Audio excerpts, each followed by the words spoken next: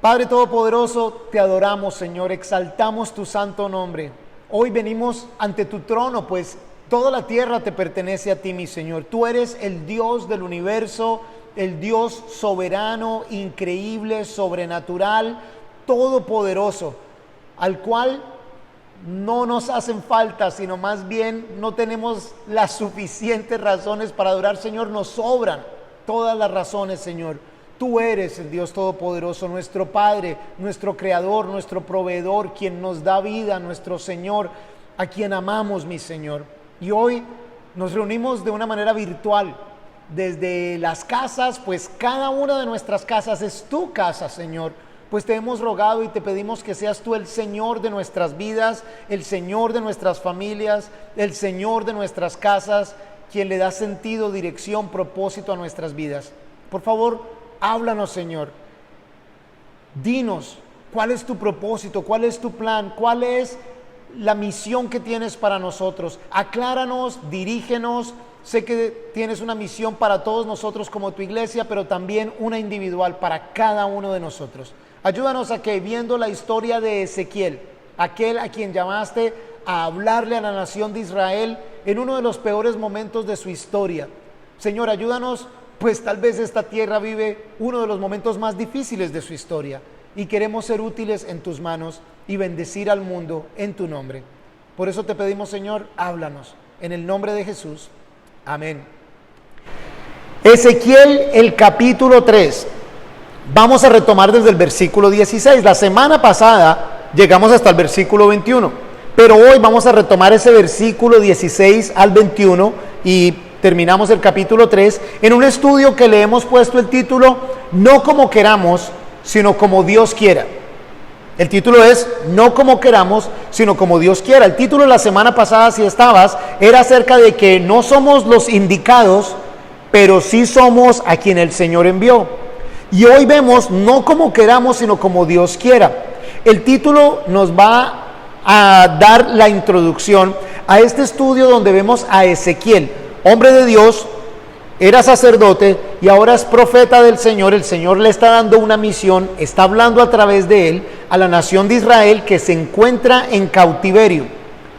Sabemos que los creyentes, los discípulos de Jesús, tenemos también la gran misión, la gran comisión de llegar a todas las personas con el mensaje de salvación. Pero pareciera que a través de la historia nos hemos encasillado en cómo ese mensaje se debe dar. Y pensamos que es de cierta manera, y por eso pensamos a través de generaciones y tal vez hasta hoy que es la labor de la iglesia, del sacerdote o del pastor o del misionero. Y la verdad que es labor de todos. ¿Cómo se hace? No se hace únicamente aquí en el edificio, en la iglesia, a través de la persona que es responsable por la iglesia. Se hace como Dios quiera. Vamos a adentrarnos en el estudio y allí tal vez me entenderán un poquito más. Versículo 16 de Ezequiel 3. Aconteció al cabo de los 7 días que vino a mí palabra del Señor diciendo: Oh hijo de hombre, yo te he puesto como centinela para la casa de Israel. Atención a lo que le dice: oirás pues las palabras de mi boca y les advertirás de mi parte. Si yo digo al impío, o sea al pecador, morirás irremisiblemente, y tú no le adviertes ni le hablas para advertir al impío de su mal camino, a fin de que viva, el impío o pecador morirá por su pecado, pero yo demandaré su sangre de tu mano. Pero si tú le adviertes al impío, al pecador, y él no se aparta de su impiedad, o sea de su pecado, ni de su camino impío, él morirá por su pecado, pero tú habrás librado tu vida. Vamos a mirar esto un poquitico en detalle. Desde el versículo 16 dice que 7 días vino la palabra del Señor. En los versículos anteriores, Ezequiel había tenido un encuentro con la gloria de Dios. Y evidentemente Ezequiel quedó físicamente fundido. Vimos en los versículos anteriores que quedó tendido. Imagínense la experiencia desde el nivel físico de ver la gloria de Dios, por supuesto, demasiado fuerte para él, demasiado grande para procesar, Físicamente quedó quieto, agotado, sin fuerza, sin energía para hacer absolutamente nada. Ahora, imagínense qué pasaría por la mente de Ezequiel. ¡Wow! Todas estas imágenes que vi gloriosas, la voz de Dios, el Espíritu de Dios lo sintió trabajando en él. Comió un rollo que le fue dado con letras en ese rollo, advertencias, palabras fuertes, pero al comerlo era más dulce que la miel, una experiencia literalmente sobrenatural. Un tiempo duro, pero un tiempo de una gran importancia. Y evidentemente Ezequiel quedó quieto, y es importante saber que de seguro también estaba reflexionando en las palabras de Dios. Reflexionando en las palabras de Dios. Es más, si tomas nota, por favor, anota, reflexiona en las palabras de Dios. Ese sería nuestro primer punto de hoy. Reflexiona en las palabras de Dios. ¿Cuántas veces después de un mensaje, tal vez mucho más ahora en la casa, cuando se acaba el estudio, cuál es tu rutina normalmente? Cuando de pronto Santiago o el predicador dice, ya estuvo hablando un rato y dice, bueno, vamos a orar. ¿Cuántos de pronto oran o cuántos ahí ya se desconectan? Ya terminé. O vamos a decir que esperaste hasta la oración y se terminó el estudio. ¿Cuál es tu rutina inmediatamente? Bueno, ya, listo, tal, vamos a hacer lo siguiente. Rin, arranqué la casa, los niños, la comida, esto, lo otro. Aún si vienes a la iglesia, ¿cuál es tu rutina? Saben, es importantísimo que reflexionemos en las palabras de Dios. Hemos estado enviando unos devocionales temprano en la mañana. No es un devocional completo, es un abrebocas para que cada uno de ustedes desde su casa haga un pequeño devocional, haga un estudio. Nosotros, el abrebocas. Reflexionas tú en esa palabra. Cuando estás haciendo tu devocional, tú terminas y te quedas pensando, wow, qué palabra la de hoy, ¿qué quiere decir esto? Señor, ¿qué me quieres decir tú a mí con esto, con aquello? Reflexionas en las palabras que el Señor te ha dado. Reflexionas incluso, yo la verdad, por ejemplo, cuando tengo la bendición de compartir con la alabanza y que termina, a veces quisiera que no pararan, pero reflexiono en lo que estamos cantando. Oh Señor, vengo ante tu trono a adorarte. Señor, tú eres increíble, soberano, sobrenatural, eres Dios sin igual, Dios de la... Reflexionar, pensar, meditar, procesar. Y la primera invitación es a que meditemos, reflexionemos en las palabras de Dios. No vayamos tan rápido. Cuando leas la palabra, cuando hagas tu devocional, cuando participes de un estudio, reflexiona, medita, piensa, analiza esas preguntas. Deja que el Señor, la palabra como que remoje y realmente cambie y penetre en tu interior. En el versículo 17 dice, oh hijo de hombre, yo te he puesto como centinela para la casa de Israel. Esa palabra centinela a este hombre, a Ezequiel, es al único al que se le da que yo te he puesto a ti como centinela. Isaías, Jeremías, Oseas mencionan el tema de ser centinela.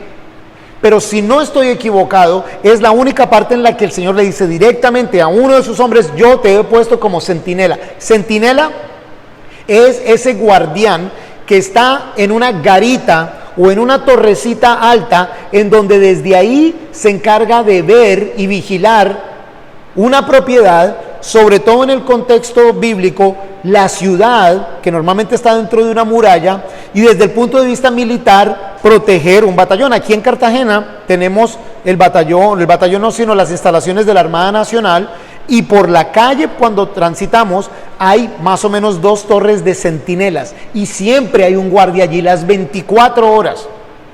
Igual que en aquella época, la labor de ese guardia es proteger a quienes están adentro, avisar de algún peligro.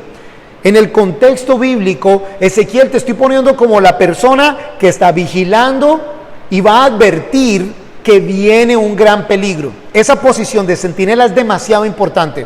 En algunos reinos, en algunos sistemas antiguos o en antigüedad, si el centinela, que vamos a decir que el que estaba en la noche, el de 11 de la noche a 7 de la mañana, el turno más duro, el de por la noche, si el centinela se llegaba a quedar dormido, la pena era de muerte. El centinela moría. Hasta este día, me confirman mis amigos de Fuerzas Armadas, si una persona es asignada a ser centinela y se duerme en su puesto, va al calabozo por unos días. Porque el dormirse en la posición en la cual debes estar avisando del peligro eminente, de peligro incluso de muerte, estás poniendo en juego la vida de muchísimas personas. El Señor le dice a Ezequiel: he aquí, yo te he puesto como centinela para la casa de Israel. Y saben, el caso de Ezequiel es de ser centinela para la casa de Israel. El caso de nosotros, la iglesia de Jesucristo, es el de ser centinelas para la iglesia de Jesucristo. Se supone que seamos nosotros anunciando las buenas noticias, el evangelio a las naciones, al mundo, avisando que se viene un peligro inminente. Por eso, si tomas nota, el segundo punto que quisiera que anotaras sería: considera la gravedad de la situación. Para un centinela era guardar la salud y el bienestar físico de sus compañeros de ejército, o la salud y el bienestar físico de los ciudadanos de aquella ciudad. Para nosotros como seguidores de Jesús es el anunciar que Cristo viene pronto, y que si Cristo viene y saca a su iglesia de aquí, pues ya se hizo muy tarde, y quienes no hayan reconocido a Jesús como Señor y Salvador tendrán y sufrirán condenación eterna. Es mucho más fuerte que la muerte física. Considera la gravedad de la situación. Pues el Señor a nosotros nos ha puesto, Jesús dijo, ¿verdad? Me seréis testigos en Judea, Samaria y más allá. He aquí, nos envió: vayan y hagan discípulos de todas las naciones, bautizándolos en el nombre del Padre, del Hijo, del Espíritu Santo, y aquí yo estoy con ustedes. Él es el que hace la salvación. Nosotros anunciamos de nuestro Salvador, advertimos del gran peligro que viene, de que hay un enemigo allá afuera, y que hay un enemigo que busca destruirnos, que hay un enemigo que quiere vernos en condenación eterna, pero que tenemos al mejor amigo, que tenemos al Salvador, que tenemos a nuestro Señor, que quiere rescatarnos, que ya pagó el precio por nosotros y que quiere que estemos con Él en eternidad. Esa es nuestra misión. Considera la gravedad de la situación. Si nosotros, como en general lo ha hecho la iglesia, en general, no todos, nos quedamos dormidos y no anunciamos las buenas de salvación y no avisamos del gran peligro de condenación, ¿cuál será la pena para nosotros? ¿Cómo nos vamos a sentir de nosotros saber que teníamos noticias de salvación, noticias de vida, y nos quedamos dormidos en el puesto y no estamos cumpliendo con la función que nos toca? Es una responsabilidad grande, tan grande que en ese mismo versículo 17 el Señor le dice a Ezequiel: ojo, oirás pues las palabras de mi boca, las palabras de Dios, y las advertirás de mi parte. Miren lo que dice el versículo 18: si yo le digo al pecador que va a morir irremisiblemente, y tú no le adviertes ni le hablas para advertirle de su mal camino, para que viva, para que se corrija y viva, entonces el pecador morirá por su pecado, pero yo, dice el Señor, demandaré su sangre de tu mano. En otras palabras, Ezequiel, si yo te mando a que le hables a la casa de Israel y les digo que se arrepientan de su mal camino, y si tú no les dices, ellos van a ser condenados por culpa de su propio pecado, pero tú, Ezequiel, vas a ser responsable porque tenías la oportunidad de buenas noticias y no las diste. Es una responsabilidad bien grande. Yo demandaré su sangre de tu mano. Imagínense la gran responsabilidad. Nosotros tenemos que anunciar las buenas noticias, tenemos que advertir del peligro inminente. Si las personas se arrepienten o no se arrepienten, es responsabilidad de ellos, pero nosotros, evidentemente, el Señor espera que seamos responsables, que respondamos a la responsabilidad, valga la redundancia, que Él nos da. Es la destinación eterna de las personas la que está en juego. Y en el versículo 19 dice: pero si tú le adviertes al pecador y él no se aparta de su impiedad ni de su camino impío, él morirá por su pecado, pero tú habrás librado tu vida. O sea, ellos van a caer por su propio pecado, pero tú no vas a ser responsable por ellos. Entonces nosotros debemos cumplir con nuestra misión, la respuesta no depende de nosotros. Entonces, considera la gran responsabilidad que hay en esto, considera la gravedad de la situación. ¿Cuál es el peligro más grande que el mundo afronta hoy? ¿Cómo podemos nosotros advertirle al mundo hoy? ¿Cuál es el peligro más grande que el mundo afronta hoy? ¿Cuál afronta hoy? Sería tu respuesta. ¿Qué tenemos? El virus, la crisis económica que ya está aquí, que se nos avecina a nivel mundial, complicaciones del virus. ¿Será que la vacuna es solución o va a generar más problemas? ¿Qué va a pasar con todo esto? Hay una gran emergencia. ¿Cuál de las crisis que tenemos es la más grande? No sabemos, pero ¿cómo podemos nosotros advertirle al mundo del peligro más grande que tienen? El peligro más grande que todos afrontan es la condenación eterna. Y nosotros, ¿qué mensaje tenemos para el mundo? Como hijos de Dios tenemos un mensaje de esperanza, de salvación, de vida y de vida eterna. Esa es la vida abundante, la vida eterna, en el Señor, no la vida abundante en cosas. ¿Cómo vamos nosotros a dar ese mensaje? Ese es el mensaje que debemos tener, esa es la respuesta que la iglesia de Jesucristo tiene para el mundo. Ustedes y yo somos la iglesia de Jesucristo. ¿Cómo vamos nosotros a no considerar la gravedad de esta situación? Lo que primero tiene que cambiar está dentro de nosotros y no en lo exterior. Lo que primero tiene que solucionarse no es el virus o la cuarentena, es lo que hay dentro de nuestros corazones. Y eso solo se soluciona, solo Cristo lo puede hacer. Y si la gente no conoce de Cristo, y si la gente no se enamora de Cristo, y si la gente no le entrega su vida, completa autoridad en las manos de Cristo, es condenación eterna. Consideren la gravedad de esto. Versículo 20 de Ezequiel 3. Y si algún justo se aparta de su justicia y hace maldad, y yo pongo tropiezo delante de él, él morirá. Porque tú no le advertiste, morirá por su pecado. Sus obras de justicia que había hecho no le serán tomadas en cuenta. Y su sangre demandaré de tu mano. Un momento, otra vez. Ahora es específico. Si algún justo, o sea, una persona recta, se aparta de su justicia y hace maldad, y yo pongo tropiezo delante de él, él morirá. Porque tú no le advertiste, morirá por su pecado. Sus obras de justicia que había hecho no le serán tomadas en cuenta. Y su sangre demandaré de tu mano. Pero si tú adviertes al justo para que no peque y no peca, ciertamente vivirá por haber aceptado la advertencia y tú mismo te habrás librado.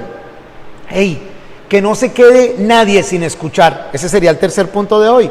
Que no se quede nadie sin escuchar. Y quiero aclararlo primero en el versículo 20, cuando dice, si algún justo, no estamos hablando de una persona que ya es salva. Estamos hablando en el Antiguo Testamento, el entorno, el contexto de decir una persona justa, recta, es una persona que está cumpliendo con la mayoría de la ley, al menos está tratando de cumplir con la ley. Imposible cumplirla toda, pero está haciendo obras de justicia de acuerdo a la ley. Cuando el Señor dice, yo pongo tropiezo delante de él, no nos equivoquemos, no es que el Señor le pone una trampa. Dios no tienta. Se refiere a que aunque es una persona que está haciendo buenas obras, en su naturaleza busca pecar y el Señor simplemente lo deja que actúe a su manera y se tropieza. Para ilustrarlo un poco, los que somos padres sabemos a veces, sobre todo con esos hijos pequeños, ay, que quiero poner la mano en la estufa, quiero poner la mano en la estufa. No, no pongas la mano en la estufa que te vas a quemar. Pero es que yo quiero. No, no pongas la mano ahí que te vas a... Pero yo quiero. Bueno, ¿sabes qué? Dale pues. Esto es lo que el Señor está diciendo acá. Y entonces el niño va y pone la mano y ¡ah! Y se quema. Eso es lo que está diciendo. No es que el Señor está poniéndole una trampa a una persona, lo aclaro. El Señor no es un Dios tentador. El Señor está diciendo, bueno, tú sabes mucho, estás muy listo para hacerlo, ¿crees que sabes mejor que yo? Dale. Y por supuesto la persona se tropieza en su propia ignorancia, en su propio pecado. Pero lo otro que está diciendo aquí nuevamente es que ya se está hablando acerca de una persona que cumple la ley, y el Señor está diciendo nuevamente, sus obras de justicia que había hecho no le serán tenidas en cuenta, y su sangre demandaré de tu mano si es que no le adviertes. Evidentemente es importante para el Señor que alguien le advierta a su gente. Pero si tú le adviertes al justo para que no peque y no peca, ciertamente vivirá por haber aceptado la advertencia. Y tú mismo te has librado, súper claro, tenemos una gran responsabilidad, consideremos el costo de no hacerlo, consideremos el costo para las personas que no son alcanzadas, debemos nosotros cumplir con esa labor. Comparte antes que se haga tarde. Ese sería el cuarto. Comparte antes que se haga tarde. Es una gran responsabilidad. Ahora, ya te dije, y por eso vimos el título del estudio de hoy, no como queramos, sino como Dios quiera. Comparte antes que se haga tarde. Que no se quede nadie sin escuchar, fue el anterior, pero por supuesto debemos decirle a todo el mundo. En la palabra vemos esta historia que no necesariamente es una parábola y no necesariamente es una historia ficticia, es una historia que Jesús cuenta acerca de Lázaro y el hombre rico. Y por tiempo no se las puedo contar, pero en esa historia Lázaro y el hombre rico se conocen en vida. El hombre rico tiene tremenda vida, Lázaro sufre. Cuando mueren, resulta que el hombre rico está en una parte con algo de agonía, de sufrimiento, mucha, y ve a Lázaro disfrutando en una zona que se llama el seno de Abraham, estando bien. Y Lázaro clama, pero ya Lázaro no puede pasar allá a donde, el hombre rico ya no puede pasar a donde está Lázaro, ni Lázaro puede pasar allá. Y el hombre rico clama y dice, bueno, si yo no puedo pasar, por favor, que alguien vaya y le avise a mi familia, para que no vayan a sufrir lo que yo estoy sufriendo. Y se vuelve un espejo maravilloso. Cuando ya hayas muerto, si no entregaste el control absoluto de tu vida a Cristo y le estás siguiendo, la destinación eterna es sufrimiento. Y ya se hizo tarde. Ya no hay forma de salir de ahí. Ya no hay cambio. El cambio hay que hacerlo antes. Y este hombre rico, dice, avísenle a mi familia, por favor, yo no quiero que ellos pasen por esto. Comparte antes de que se haga tarde, o más bien, compartamos antes de que se haga tarde, porque las repercusiones son eternas, son demasiado serias. Avisemos, anunciemos, centinelas, información de vida, para proteger vidas, para salvación, para vida física, pero más allá, para vida eterna. No dejes que se haga tarde. Versículo 22. Entonces vino allí sobre mí la mano del Señor y me dijo, levántate, vete al valle y allí hablaré contigo. Me levanté y fui al valle, y he aquí que se había detenido allí la gloria del Señor, nuevamente, como la gloria que yo había visto junto al río Quebar, y me postré sobre mi rostro. Entonces entró en mí el Espíritu, me puso sobre sus pies y me habló diciendo, entra y enciérrate en tu casa. Espérense para que no pasemos tan rápido por ahí. Nuevamente, segunda experiencia de Ezequiel con la gloria de Dios, y la posición de Ezequiel es, me postré sobre mi rostro. Rostro en tierra, dicen unas traducciones más antiguas. Y vuelvo a repetirnos, ¿cuál es nuestra actitud física? ¿Cuál es nuestra actitud mental? ¿Cuál es nuestra actitud espiritual delante del Señor? ¿Es acaso una de adoración, de humildad? Y no me refiero a cuando vengamos aquí a la iglesia y a ver si nos arrodillamos y a ver si nos paramos, a ver si levantamos manos. No, tú y el Señor. ¿Alguna vez te has puesto rostro en tierra delante del Señor? Allí en tu casa, en el sitio privado. ¿Eres tú de aquellos que se arrodilla junto a la cama, manos entrelazadas? Yo no les estoy diciendo cómo lo tienen que hacer, es una actitud del corazón, ni estoy diciendo que lo tienen que hacer, pero presencia del Señor, rostro en tierra, todo en el piso, porque estoy delante del Creador del universo y de la tierra. ¿Saben? En el mes de septiembre, la serie de devocionales los unos a los otros va a terminarse y empezaremos una nueva serie devocional que va a hablar de los atributos de Dios. Y estoy muy animado por esa serie porque precisamente creo que porque realmente no sabemos quién es Dios y pensamos que es un viejito con una barba blanca sentado con los pies encima de la tierra y tenemos de pronto la imagen del Jesús crucificado, que pensamos que Dios es, ay, pobrecito Dios, Él nos ama y nos quiere. Dios es absolutamente poderoso y soberano de una manera en que ni nos lo imaginamos. Y de pronto no reconocemos realmente los atributos de Dios y por eso no nos sometemos. Pero fíjense lo que vivió Ezequiel, que trata de describir de una manera y no puede, y está tirado rostro en tierra. Tengamos cuidado que nuestra percepción de Dios sea una humanizada y una en donde a veces pensamos que somos como iguales que Dios. Ahí empieza la desobediencia. Ahí empezó la desobediencia en el jardín del Edén. Es que Dios no quiere que ustedes coman de este fruto porque Dios sabe que serán como Él. Y Eva, ¿de verdad? Interesante esto. Y cuando pensaron tener igualdad con Dios, el pecado entró al mundo. Reconozcamos quién es Dios, cuál es tu actitud delante de Dios y que se demuestre a todos los niveles, físico, mental y espiritual en tu vida. Le dice, levántate, vete al valle y hablaré contigo. Cuando estamos en la posición correcta, este es un punto de la semana pasada, veremos la gloria de Dios. Cuando estamos en la actitud correcta, escucharemos de Dios. Cuando estamos en la posición correcta, Dios nos usará para su gloria. Pero si estamos en una posición, en una actitud incorrecta, seremos desperdiciados. Dios igual va a cumplir sus propósitos, con nosotros o sin nosotros. Él no nos necesita. Somos nosotros los que nos perdemos la gran oportunidad, la bendición. Me levanté y fui al valle, y he aquí que se había detenido allí la gloria del Señor. Estoy leyendo el versículo 23. Como la gloria que yo había visto junto al río Quebar, y me postré sobre mi rostro. Entonces entró en mí el Espíritu, me puso sobre mis pies y me habló diciendo, por estar en la posición correcta, el Espíritu de Dios, de una manera sobrenatural, lo pone en la posición correcta y le dice, entra y enciérrate en tu casa. Y en cuanto a ti, oh hijo de hombre, he aquí que sobre ti pondrán cuerdas y te atarán con ellas, y no podrás salir entre ellos. Y haré que tu lengua se pegue a tu paladar y quedarás mudo. Así no serás para ellos un hombre que amonesta, porque son una casa rebelde. Pero cuando yo te haya hablado, abriré tu boca y les dirás, así ha dicho el Señor Dios. El que escucha, que escuche, y el que deja de escuchar, que deje de escuchar, porque son una casa rebelde. Parece que era necesario que el profeta tuviera un tiempo de solitud con el Señor, encerrado en su casa. El Espíritu lo lleva, lo pone otra vez en una posición. No hay evidencia de que Ezequiel haya sido amarrado por ninguna persona. Más bien, los estudiosos desde antigüedad interpretan en que es por voluntad de Dios y que era necesario que él estuviera por un tiempo sin siquiera poder anunciar el mensaje.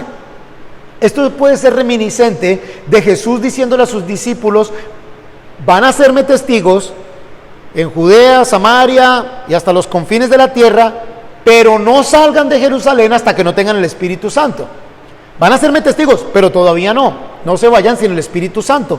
Muy posiblemente Ezequiel necesitaba ser fortalecido física, mental, espiritualmente para ir a cumplir con la misión del Señor.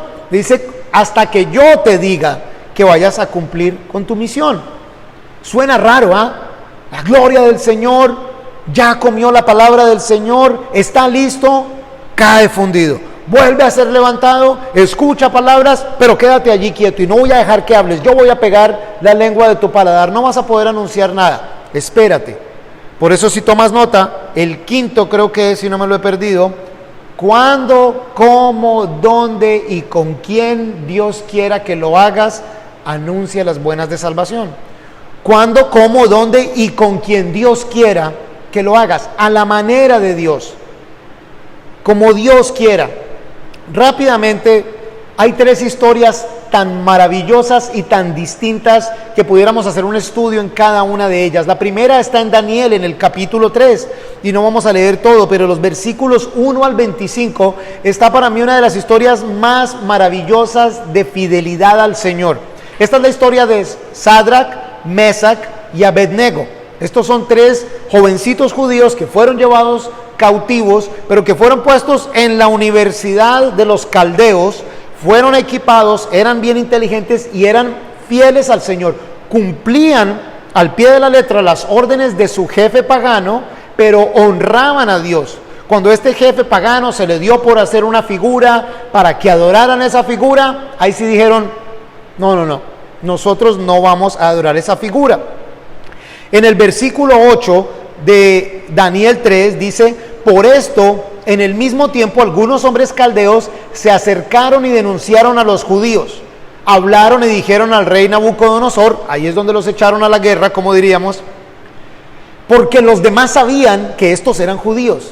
Los demás sabían, estos honran a su Dios. Su vida lo demostraba. Y luego dice en el versículo 12: hay pues unos hombres judíos a quienes tú has designado sobre la administración de la provincia de Babilonia, Sadrach, Mesach y Abednego. Estos hombres, oh rey, no te han hecho caso. Ellos no rinden culto a tus dioses, ni dan homenaje a la estatua de oro que tú has levantado. Nuevamente viene la queja sobre estos hombres. Nabucodonosor en el versículo 13 dijo con ira y con enojo que trajesen a Sadrach, Mesach y Abednego. Luego estos hombres fueron traídos a la presencia del rey y Nabucodonosor les dijo: ¿es verdad, Sadrach, Mesach y Abednego, que ustedes no rinden culto a mi Dios, ni dan homenaje a la estatua de oro que he levantado? Ahora pues, ¿están listos para que al oír el sonido de la corneta, de la flauta, de la cítara, de la lira, del arpa, de la zampoña y todo instrumento de música, se postren y rindan homenaje a la estatua que he hecho? Porque si no le rinden homenaje, en la misma hora serán echados en medio de su horno de fuego ardiente, y que Dios será el que los libre de mis manos. Aquí puedo inferir que Nabucodonosor no tiene ganas de enviar a 3 de sus mejores servidores al horno. ¿Es verdad esto que me dicen de ustedes? Ellos no alcanzan a contestar, porque me dicen que ustedes no han hecho esto y esto y esto, y que cuando suena la música tal, ustedes no han contestado, no los deja contestar, y están listos, porque voy a poner la música, y si no están listos, y si no lo hacen, entonces los voy a echar al horno de fuego. Evidentemente él no quiere enviar a estos hombres allá. La respuesta de estos hombres: oh Nabucodonosor, no necesitamos nosotros responderte a esto. Si es así, nuestro Dios, a quien rendimos culto, puede librarnos del horno de fuego ardiente, y de tu mano, oh rey, nos librará. Y si no puede, Él es todopoderoso, sobrenatural, increíble, Dios sin igual, Él puede librarnos de tu mano. Y si no, que sea de tu conocimiento, oh rey, que no hemos de rendir culto a tu Dios, ni tampoco hemos de dar homenaje a la estatua que has levantado. Dios puede, si Él quiere, pero y si no lo hace, ¿sí? Igual no vamos a traicionar nosotros a nuestro Señor. Eso es maravilloso, sobre todo en un mundo como el de hoy, porque dentro del estamento religioso se hacen oraciones, decretos, proclamaciones, reclamaciones, y que tenemos autoridad delante del Señor, y reprenden y hacen un poco de cosas. ¿Por qué no seguimos el ejemplo ahí sí de estos grandes hombres? Dios puede librarme si Él quiere, pero si Él no me libra de esto es porque no es la voluntad de Él. Y entonces, si no es la voluntad de Dios, no hay problema, yo voy a seguir siendo fiel a Dios. Sabemos que en la historia Nabucodonosor se llenó de ira, se alteró la expresión de su rostro y dijo: van para el horno y calienten el horno 7 veces más caliente de lo que es, y mandan a los hombres más fuertes para que los quemen, los manden allá al horno. Llamó Sadrach, Mesach y Abednego, siervos del Dios Altísimo. Estoy leyendo el versículo 26. Miren cómo cambió el discurso. Adoren a mi Dios, a la estatua que yo hice, o si no mueren. Ahora, Sadrach, Mesach y Abednego, siervos del Dios Altísimo, salgan y vengan. Salieron del medio del fuego y se reunieron todos los intendentes, todos los gobernadores, y ni siquiera se había quemado el cabello de sus cabezas, ni sus mantos se habían alterado, ni siquiera olían a quemado, ni siquiera olían a humo. ¿Qué produjo el ser fiel al Señor? Versículo 28. Nabucodonosor exclamó diciendo: bendito sea el Dios de Sadrach, de Mesach y de Abednego, que envió a su ángel y libró a sus siervos que confiaron en él y desobedecieron el mandato del rey, pues prefirieron entregar sus cuerpos antes que rendir culto o dar homenaje a cualquier dios aparte de Dios. ¡Wow! A la manera de Dios, con quien Dios quiera, en donde Dios quiera. Luego dice Nabucodonosor, versículo 29, de mi parte es dada la orden de que en todo pueblo, nación o lengua, el que hable mal contra el Dios de Sadrach, de Mesach y de Abednego, sea descuartizado y su casa sea convertido en ruinas, porque no hay otro Dios que pueda librar así como él. Amén. No hay otro Dios, dice el rey pagano que hace un momento exigía adoración a su Dios y a su estatua. Ahora dice, no hay otro Dios que pueda salvar como él. Esa es una de esas formas. Jonás es otra forma. Jonás fue llamado a predicarle a los ninivitas, que eran violentos, malos, pervertidos, y Jonás no quería ir. Y el Señor en su misericordia provee este gran pez que lo devora, está allí 3 días, finalmente lo escupe y lo escupe en la playa para que se vaya caminando hasta la ciudad a la que tiene que ir. Y ese sí tiene que predicar. Y predica y predica y predica. Y el mensaje, arrepiéntanse que los van a destruir, arrepiéntanse que los van a destruir. Y en aquella historia dice que más de 100,000 personas se arrepintieron. Ese tuvo que ir y predicar. Y luego estaba bravo porque se habían arrepentido. En el libro de Hechos, en el capítulo 27, desde los versículos 9 al 44, hay otra historia maravillosa. Y es Pablo mismo quien está yendo hacia Roma, está siendo llevado a Roma, va en un barco y resulta que hay un naufragio, va con un poco de criminales, de gente mala. En el versículo 9, no lo vamos a leer todo, dice, puesto que había transcurrido mucho tiempo y se hacía peligrosa la navegación, porque también el ayuno ya había pasado, Pablo les amonestaba diciéndoles a los del barco, hombres, veo que la navegación ha de realizarse con daño y mucha pérdida, no solo de la carga y de la nave, sino también de nuestras vidas. Pablo está diciendo, hey, la tormenta va a estar mala, vamos a naufragar, van a perder todas sus cosas y no solo eso, nos vamos a morir.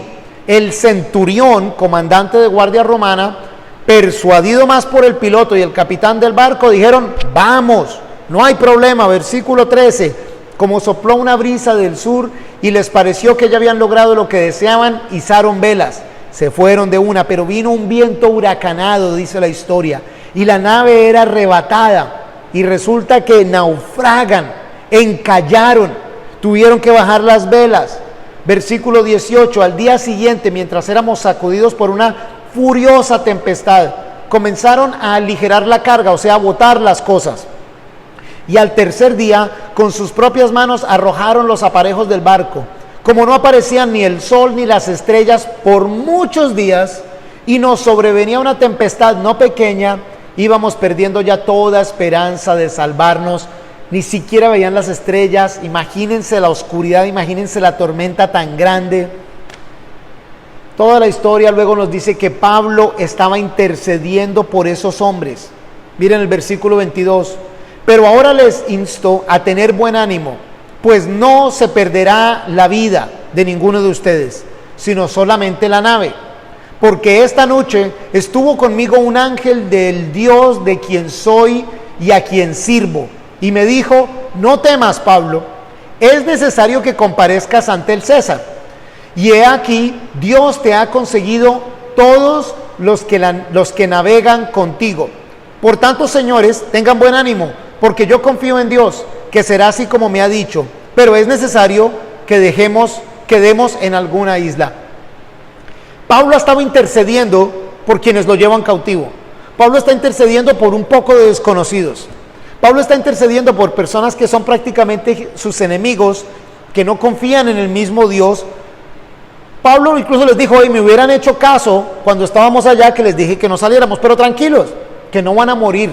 Pablo pensaba, nos vamos a morir. Ahora Pablo dice, no se preocupen, el ángel del Señor me dijo que me había concedido la vida de ustedes, entonces no vamos a morir, no se preocupen. Para Sadrach, Mesach y Abednego era vivir una vida ejemplar aún en el medio de un reino pagano. Llegar al punto de muerte y servir para que el nombre de Dios fuera glorificado, por estar dispuestos a morir. Para Jonás, quien prefirió morirse, tírenme por la borda, en vez de ir a Nínive, el Señor le da la oportunidad y vaya y predica para que miles sean salvos. En el caso de Pablo, era orar incluso por sus enemigos, por quienes le llevaban cautivo. Pero el ángel del Señor le dice, hey, no te preocupes, es necesario, es la voluntad de Dios que comparezcas ante el César.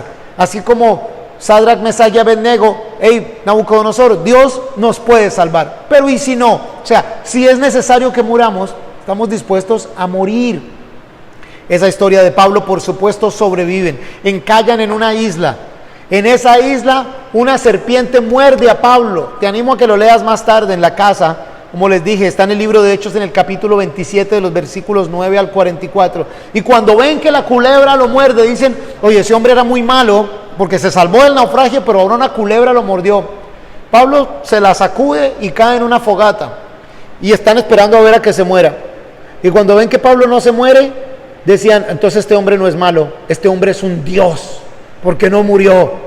Y luego Pablo sigue hablándoles la palabra. Y luego se da la oportunidad de ir a orar y a sanar a otra persona. En otras palabras, mi último punto fue, con quien Dios quiera, como Dios quiera, cuando Dios quiera, a la manera de Dios. No somos los indicados, pero sí somos los enviados para anunciar las buenas de salvación, no como queramos, sino como Dios quiera, pero por amor a Dios. Vamos a hacerlo. Las consecuencias, las repercusiones, si no lo hacemos, son graves, son de vida eterna. Y muy posiblemente, así como en Ezequiel, el Señor, cada quien si rechaza a Cristo se condena a sí mismo. Pero nos va a decir a nosotros, oye, tú tenías la cura para la enfermedad del pecado. La cura es Cristo. Tú no la compartiste con nadie. Oye, tú tenías las palabras de vida. Jesucristo es la vida. Y tú no las compartiste con nadie. Oye, en ese mundo oscuro, tú tenías la luz. Jesucristo es la luz. Él es el camino, la verdad y la vida. Habita en nosotros y nosotros lo vamos a compartir con el mundo, o literalmente vamos a dejar que el mundo se muera en su pecado. No solo de muerte física, sino de muerte espiritual. La decisión en la mano de cada uno de nosotros. Si necesitamos reflexionar sobre estas palabras, a reflexionar. Y pongámonos en la posición correcta para que el Espíritu de Dios nos tome y haga con nosotros una obra maravillosa en las vidas de nosotros, en las de nuestras familias, nuestras comunidades, nuestra ciudad, nuestro país y el mundo entero. Acompáñeme en oración. Papito Dios, gracias por mostrarnos tu gloria en esa cruz, en esa tumba vacía, en el sacrificio de Jesús por nosotros. Gracias, Señor. Maravilloso es tu santo nombre, indescriptible tu amor por nosotros, todopoderoso ese sacrificio, el único aceptable para rescatar a inaceptables como nosotros, Señor. Pero mi Dios, ayúdanos a que no nos quedemos dormidos, siendo que somos llamados a ser centinelas. Ya somos parte de esa ciudad en los cielos, parte del reino de los cielos. Ayúdanos a no quedarnos dormidos como centinelas en este mundo, pues para eso estamos acá, Señor. Para anunciar al mundo del peligro, de los riesgos que representa el enemigo, nuestra propia carne. Para anunciar que tú vives, que tú reinas y que solo tú nos puedes, Señor, defender y ser nuestro protector, nuestro redentor. Ayúdanos a no quedarnos dormidos, Señor. Ayúdanos a servirte, a honrarte, a darte gloria de la manera en que tú quieras, donde tú quieras, con quien tú quieras, en el momento en que tú quieras, pero siendo útiles para tu gloria, siendo de bendición para las otras personas, Señor. En tus manos nos encomendamos. Ayúdanos a estar rostro en tierra, física, mental y espiritualmente, para que en el momento correcto tú nos levantes, Señor, y empoderados por tu Espíritu Santo seamos los centinelas que quieres que seamos, tus embajadores, tus representantes, para salvación de todos, para gloria de tu santo nombre. Te lo pedimos, Señor, en el nombre de Jesús. Amén. Gracias, nos vemos el domingo. Que Dios los bendiga.